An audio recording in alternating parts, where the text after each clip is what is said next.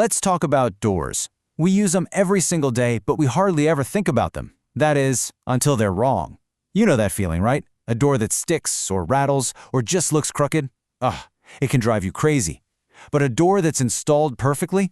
That is a thing of beauty. I mean, really think about it. A door kind of sets the whole vibe for a room. It's like the first handshake. And you know what? The difference between a door that's a constant headache and one that's perfect, it really just comes down to a few key techniques the pros use every time. When you get it right, you're rewarded with that silent, smooth swing and those perfectly even gaps all around. It's so satisfying. So what is the secret? That's the big question, isn't it? Well, today we are pulling back the curtain. We're going to walk you through the entire process, from that first big decision you have to make, all the way to the final little touches, so you can get those professional results all on your own. Okay, so our journey to that perfect installation, it all starts with one huge, fundamental choice. And this one decision really sets the stage for the entire project. And here it is, question number 1. Are you going to go with just a door slab, or are you installing a full-on pre-hung unit? And look, your answer here, it pretty much all comes down to the shape your existing door frame is in. So here's the deal. If your current frame is in great shape, it's square, it's solid, and you just want to swap out the door, then a slab is your answer. Now, it's a bit more work. Yeah, you've got to chisel out those little pockets for the hinges yourself. But on the other hand, if your frame's a mess or you're framing a brand new opening, the pre-hung door is your best friend. It's the whole shebang. Door, frame, hinges, all in one package. It just makes the install way more straightforward. And since that's what most of us are tackling on a weekend, we're going to focus on installing a pre-hung door for this. All right, hold on. Before you even think about putting that new door in place, we have to talk about the single most important part of this whole job. And I mean it. I'm talking about the rough opening. Seriously, if you get this part wrong, you're going to be fighting that door every step of the way forever. You need to remember 3 little words. This is the absolute mantra of door installation. You got to burn this into your brain. Plumb, level, and square. Plumb, that just means the sides are perfectly straight up and down. Level, that means the top and bottom are perfectly flat, perfectly horizontal. And square, nice, clean, 90-degree corners. That's it. Everything, and I mean everything, builds on this foundation. And, the pros get super specific about this. They'll tell you to measure diagonally, from corner to corner, and then again for the other 2 corners. Those 2 measurements, they need to be within a 1/4 inch of each other. That's how you know it's truly square. Oh, and the opening itself needs to be just a little bigger than the door unit, about 3/4 of an inch wider and taller. That gives you that critical wiggle room for shims later on. In a perfect world, your opening checks all these boxes. But let's get real for a second. When is anything ever perfect, right? As the folks at Home Renovision DIY point out, you're almost never going to find a perfectly square opening in the real world. A lot of the time, it might look more like a trapezoid.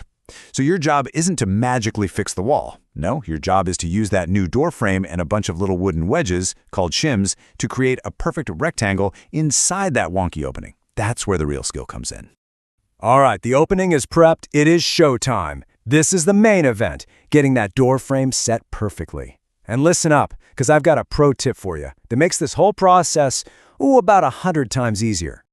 Here it is. Take the door off the frame. Seriously, don't try to wrestle that whole heavy unit at once. Just pop the pins out of the hinges and set the door slab safely aside. Trust me, the frame by itself is so much lighter, so much easier to handle. Plus, this way you won't accidentally ding or scratch your beautiful new door while you're trying to get the frame just right. Okay, shimming. This is where the magic happens. Rule number 1, always start on the hinge side. Get that side perfectly plumb, and the rest of the job just falls into place. Now, the real secret here is to use your shims in pairs. You slide them in from opposite directions, like a wedge. This creates a nice solid block, and this is key. It stops the door frame from twisting. Once you've got it perfectly plumb with your level, just tack it in place with a couple of screws. Don't go crazy tightening them just yet. Now for my favorite part. This is maybe the best trick in the book for a DIYer. Once that hinge side is perfectly plumb and secure, go grab the door and hang it back on the hinges. And now you can just close the door and you use the door itself as your guide. How smart is that? You just adjust the other side of the frame, the strike side, in or out until the gap between the door and the frame is perfectly even all the way from top to bottom. The door literally tells you exactly where the other side needs to go. It's a fantastic trick. So, the door's hung. You could totally stop here and call it a day, but the difference between a pretty good job and a great job It's all in the little details. So let's talk about one of those finishing touches that really screams, a pro did this. We're talking about the hinge mortise. That's just the fancy name for that shallow little cutout in the wood where the hinge sits. Now, if you're installing a door slab from scratch, you have to cut these yourself. The whole point is to get the hinge to sit perfectly flush with the wood. It not only looks clean and professional, but it's what ensures the door closes properly without binding. But what happens when you mess it up? And trust me, it happens to everyone. You're carefully chiseling away, you're in the zone, and oops, you take off just a little too much wood. Now the hinge sinks below the surface, and you get that sinking feeling in your stomach like you've just ruined the whole door. What's the fix? Get this. You go find a cereal box. No, I'm not kidding. You grab a piece of cardboard. According to woodworker John Hayes, that's the professional fix. You just snip a little piece of cardboard to the right shape, stick it in the bottom of that mortise, and it shims the hinge right back up so it's perfectly flush. It's such a simple, brilliant save that even the pros rely on. An absolute game changer. So we've covered a lot of ground, right? From the big picture decisions all the way down to those fine-tuning details. So let's pull it all together and review the keys to getting that final perfect swing. All right, here are your keys to success. First, make the right call at the start, slab or pre-hung.